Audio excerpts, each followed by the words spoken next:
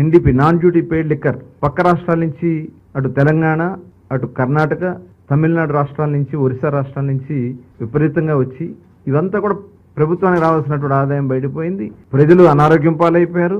Illicit liquor కూడా విపరీతంగా పెరిగిపోయింది. ఇవన్నీ కూడా పరిశీలించిన తర్వాత గౌరవ ముఖ్యమంత్రి గారు ఒక బెస్ట్ పాలసీ, గతంలో కూడా 94 తర్వాత అప్పుడు ఉన్నటువంటి విధానాల్లో మార్పులు చేసి దేశంలోనే ఆదర్శంగా నిలిచింది. ఆ రోజున దేశంలో ఉన్నటువంటి అన్ని రాష్ట్రాలు వచ్చి ఆంధ్ర రాష్ట్రంలో చూసి ఎలాంటి పాలసీ అమలు జరుగుతుందని ఆ రోజు చూశారు. దాన్ని కూడా దృష్టిలో పెట్టుకుని ఒక బెస్ట్ పాలసీని తయారు చేయడం కోసం మా కమిటీ సభ్యులందరం కూడా డిపార్ట్మెంట్లో కూడా వాళ్ళు కూడా అధ్యయనం చేశారు.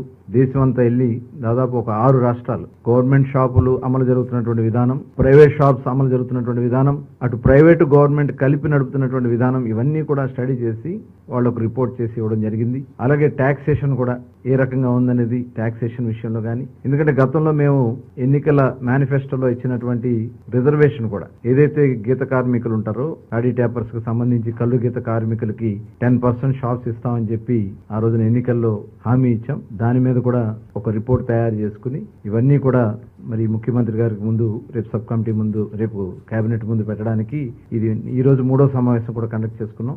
ముఖ్యమంత్రి మొత్తం 4 సమావేశాలు అయినాయి. రేపు కేబినెట్ ముందు మా ప్రపోజల్ దీన్ని మరి పెట్టాలని చెప్పి నిర్ణయించుకున్నాం.